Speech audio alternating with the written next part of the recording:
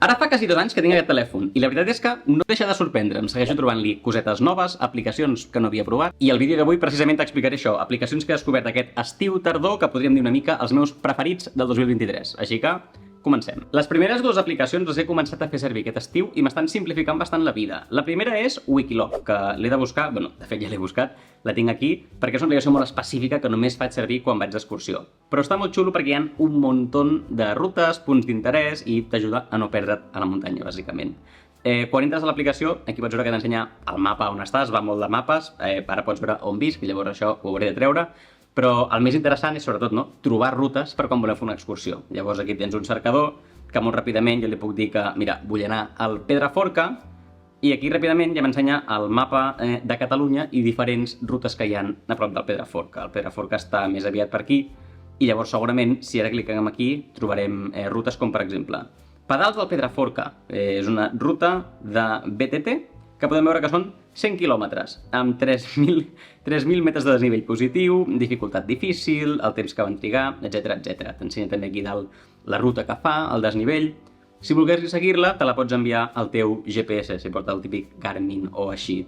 Pots seguir la ruta en directe des de l'aplicació o te la pots guardar per un altre dia.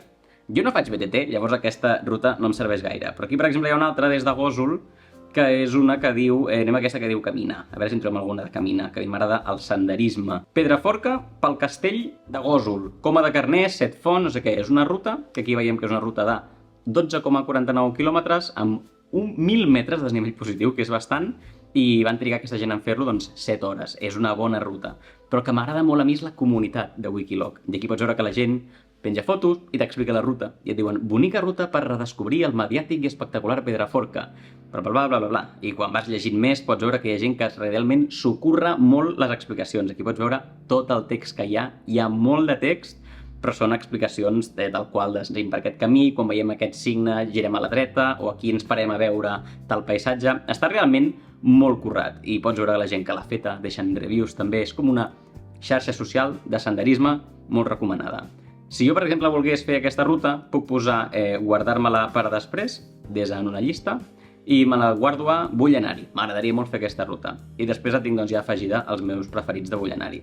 Aquí veus que en tinc 10, i aquí la tinc guardada. T'ensenya també el mapa, el desnivell, està molt xulo. Això la vam fer servir quan vam estar aquest estiu pels Pirineus i m'agradava molt que també té el que es diu una Live Activity, que és que quan tens el teu iPhone bloquejat et surt un petit recordatori de la distància que et queda, el desnivell que ja has fet o que et queda, i et pot animar a seguir o et pot desanimar quan veus que hi ha molt desnivell. Però és una aplicació, bueno, crec que no té rival a l'hora de fer senderisme, de fer aquestes coses, llavors te la recomano un muntó. Ara ve l'època de tardor de fer excursions i és una molt bona aplicació per això. La segona aplicació que he començat a fer servir aquest estiu es diu Kernel i és aquesta que veus aquí, que és una aplicació per una mica portar un control de les pel·lis que vols veure o que ja has vist o buscar informació o compartir amb amics teus. I aquí pots veure que jo entro i, per exemple, ja em recomana pel·lis o sèries que potser vull veure i jo què sé, aquesta pel·li que es diu Elemental a mi me l'han recomanada molt perquè es veu que és de Disney i és així com que et fa pensar i tothom em diu que a mi m'agradaria per algun motiu. I aquí pots veure que et dona doncs, informació bàsica de la pel·li. Puc veure el pòster, una mica de què va, quanta estona dura. A mi m'interessa molt saber quanta estona duren les pel·lis perquè quan vaig al cine em preocupa molt saber a quina hora sortiré. I puc veure el repartiment, en aquest cas imagino qui és que li ha posat les veus a la pel·li. Podria veure els tràilers, aquí mateix també ja em posen, hi ha hi ha molts tràilers pel que veig, i després em diu també on les podria veure. Per exemple, està a Apple TV, i a Google Play i a Amazon Video, la podria comprar. Doncs perfecte, si ara vull veure aquesta pel·li, ja sé on està. Perquè a mi em passa molt això amb les sèries, que a mi la gent recomana les sèries i jo no sé ni on estan les sèries, ni a quina plataforma la tinc, ni si pago aquella plataforma. La majoria de cops em recomanen sèries de HBO i no puc veure-ho. Llavors aquí podríem buscar, per exemple, jo què sé, Plats Bruts. Jo ara vull veure Plats Bruts. Doncs si busco en el cercador aquí Plats Bruts, em diu que és una sèrie, que és una sitcom de TV3, que té 73 episodis, si t'interessa, i si vaig a Watch, doncs mira, em diu que està disponible a Amazon Prime i a Filmin. Perfecte. A més, també m'agrada que ho pots guardar com en llistes. Aquí pots veure que Plats Bruts ja la tinc guardada, i la tinc guardada a favorits, perquè és una sèrie que tothom hauria de veure i tothom l'hauria de tenir com a preferida de la seva vida.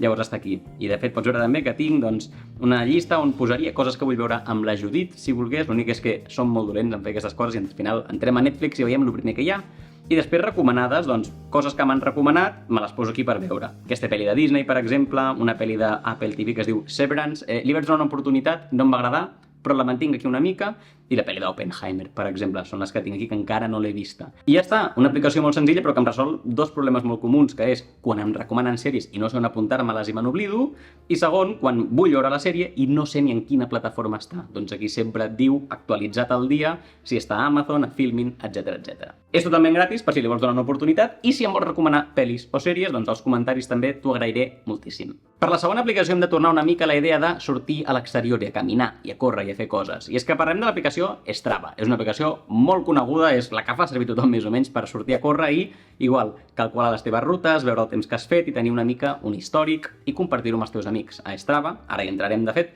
pots seguir a persones i veure les seves activitats, una mica per picar-te, veure com estan entrenant, compartir els teus, etc. Quan entres ja pots veure que la pantalla és molt de xarxa social, pots veure que aquí la gent que jo segueixo han fet activitats, no? Bicicleta per la tarda, una caminata nocturna, el meu amic Albert va fer carrera de noche, va fer 5 quilòmetres, a 4,52 quilòmetres, que crec que està bastant bé. No estàs veient gaire activitats meves perquè no sóc massa runner, en una època sí que ho vaig ser, però ara probablement em trobaràs més temps al gym que corrent. Però una cosa que sí que m'agrada molt és el món de la tecnologia i l'esport i els wearables. I en aquesta aplicació he vist, recentment, és una d'aquestes descobertes, que jo puc entrar a l'activitat d'un dels meus amics, persones que segueixo, i aquí puc veure que, ojo, em diu quin wearable portava. En concret, el meu amic Albert porta un Garmin Fenix 6 Pro. Doncs jo, com que sóc un friki, entraré a Google o a YouTube i miraré reviews del Garmin Fenix 6 Pro, perquè m'agrada saber aquestes coses. I aquí puc veure que, mira, he pogut pujar-hi les calories i el ritme cardíac, per exemple, gràcies a que portava un wearable. Em vaig fixar si baixem una mica i trobem una activitat del Kilian Jornet, que aquí podeu veure, diu: vaig córrer una marató d'aquest tio deu ser una locura. I està molt bé perquè ell paga el prèmium i llavors hi ha uns mapes aquí interactius molt xulos, com pots veure, i puja fotos i vídeos, i és increïble, es veu que està per Noruega. I aquí vaig poder veure que ell està fent servir un wearable que es diu Coros Apex 2 Pro, i també pots posar-hi la teva bamba que estàs fent servir, perquè així pots dir una mica un track de si has fet servir molt unes bambes o no, i compartir-ho. I aquí vaig veure que ell porta doncs, les bambes de la seva pròpia marca, que és N-Normal, és aquest model en concret, i és bastant una tonteria, però últimament em trobo que entro a Strava més que per penjar les meves pròpies activitats, que és molt senzill, vas aquí a Record i pots posar quin tipus d'activitat estàs fent i pots connectar-hi el teu wearable i tot el que ja hem estat veient, i entro molt per precisament veure quin wearable portava els meus amics i quines bambes estan fent servir.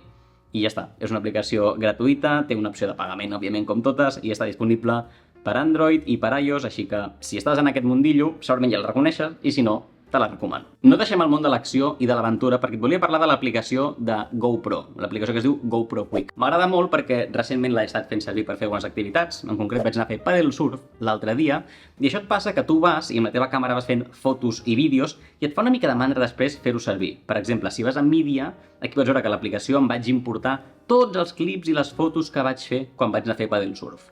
El que passa és que després, quan ho has de compartir, què compartiràs? Tots aquests clips amb els teus amics. És una mica un rotllo.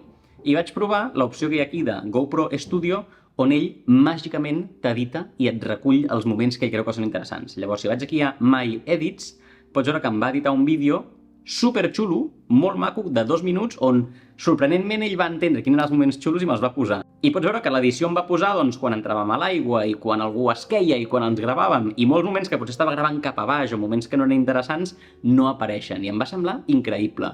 L'únic que vaig haver de fer jo va ser importar, deixar que ell edités per mi, i després tenia un vídeo d'1 minut i mig o 2 que vaig compartir amb tots els meus companys i va ser superxulo. Llavors, jo no estava acostumat a fer això, sempre m'editava els meus propis vídeos de la GoPro, bueno, traurem ja aquest vídeo perquè ja no té gaire sentit, però si tens una GoPro t'ho recomano, donar-li una oportunitat, no he pagat res jo per fer aquesta edició i m'ha agradat moltíssim. L'únic que necessites és tenir una GoPro. No deixem el tema imatge, perquè et volia ensenyar que, per cert, si et preguntes el fons de pantalla, és un fons que em vaig fer jo i que el vaig posar a internet, llavors si el vols et deixaré por ahí un link on el pots aconseguir. Et volia ensenyar Google Fotos, que té una feature nova que crec que està molt xula. Google Fotos és bàsicament l'àlbum de fotos de Google, que és el que faig servir jo. I el que m'agrada molt és que té l'opció ara que es diu el Magic Eraser, la goma màgica. Agafarem aquí aquesta foto, per exemple, i quan anem a editar veurem que hi ha una opció que es diu Eines, i aquí hi ha la goma màgica. Amb la goma màgica podrem esborrar qualsevol cosa que surti. Per exemple, ell ja m'ho suggereix, i és el que jo volia esborrar, que aquí hi ha un gat que com que em trenca una mica la foto era molt maca i aquí hi ha un gat aquí al mig. Doncs si jo toco, que m'esborra aquest gat i ara ja no hi és. Si t'hi fixes, abans hi havia el gatet i quan jo li he marcat, el gat me l'ha esborrat. increïble. Per aquestes cosetes que a vegades dius la foto seria perfecta sense això, doncs aquí pots fer una edició molt ràpida i se'n va. Anem a fer una altra prova, per exemple. En aquesta foto no és una gran foto, però aquí hi ha una llauna de cervesa que algun guarro us va deixar.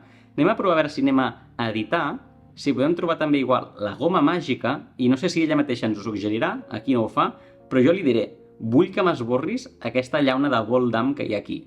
I l'ha esborrada, i no està gaire malament. Anem a provar a veure si li diguessi, per exemple, esborra'm aquesta finestra, ens la carregarem, em sap molt de greu finestra, però anem a provar. Bueno, ojo, no està malament, o sigui, per haver-ho fet en 2 segons en el meu mòbil, no ha quedat malament aquesta edició. Ho restablirem perquè, pobra finestra, no la deixarem aquí. Però és una tonteria que he trobat i m'agrada molt per fer aquestes edicions ràpides. Veus que hi ha un U petit aquí on diu goma màgica? És perquè és una opció com de pagament de Google, però jo ja sóc un usuari de pagament, perquè necessito gigas pel meu Gmail i el meu Google Drive. Llavors, si tens qualsevol dels plans de Google One, són els plans de pagament, això ho tens al teu Google Fotos. Està molt xulo per si ho volguessis provar. Per anar acabant, 2 aplicacions. La primera que et volia ensenyar és Two Stories, es diu. És una aplicació que tinc aquí a carpeta de fotos i vídeos. I aquesta aplicació està molt xula perquè et permet fer stories d'Instagram bastant maques. Per exemple, jo ara vull compartir, jo què sé, el meu últim vídeo de YouTube. I aquí vaig al meu YouTube, i vaig al meu canal, i m'agafo el meu vídeo. Aquí està, als 60 dies jugant a videojocs. Pots anar-ho a veure si encara no l'has vist. I llavors em copio l'enllaç, ¿vale? Copiar l'enllaç. Vaig un altre cop a Two Stories i aquí li puc dir, oi, jo et donaré un enllaç, creem una story. I li poso l'enllaç del meu vídeo de YouTube. I ell sol ja m'ha creat una story on es veu així doncs, la miniatura i el títol i que és a YouTube està bastant xulo. A baix a l'esquerra veus que hi ha un puntet negre, és perquè li puc canviar el color i puc posar, per exemple, crec que aquesta és la que vaig agafar, que et crea un fons amb la teva pròpia imatge, li pots canviar també el color de YouTube, i si vull un fons blanc o un fons negre o de diferents colors. Veia, aquí pots anar jugant molt i després t'ho fa molt fàcil compartir stories. Si per exemple aquest m'agradés i li poso stories, ell mateix ja em posa la story aquí molt fàcil. Si li vull acabar de posar un link, per exemple, o un emoji o el que sigui, ho podria fer. I jo ara aquí t'ho he ensenyat amb un vídeo meu de YouTube, però per exemple aquí podria venir i pots fer moltes composicions. Imagina't que vols fer una composició de fotos i tu li pots dir, oye, amb aquesta pasta i aquest celda fes-me una composició.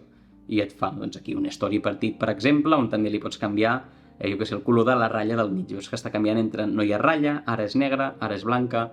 És una tonteria, però pots fer stories així una mica treballats, bastant xulos. A mi, per compartir el meu vídeo de YouTube, és un fixe de cada setmana. I l'última aplicació que et volia ensenyar, l'estic fent servir més en el Mac i en l'iPad, però també a vegades hi entro des de l'iPhone i he pensat, te l'ensenyo igualment. És aquesta que es diu Freeform d'Apple. És una pissarra infinita on tu pots escriure el que vulguis.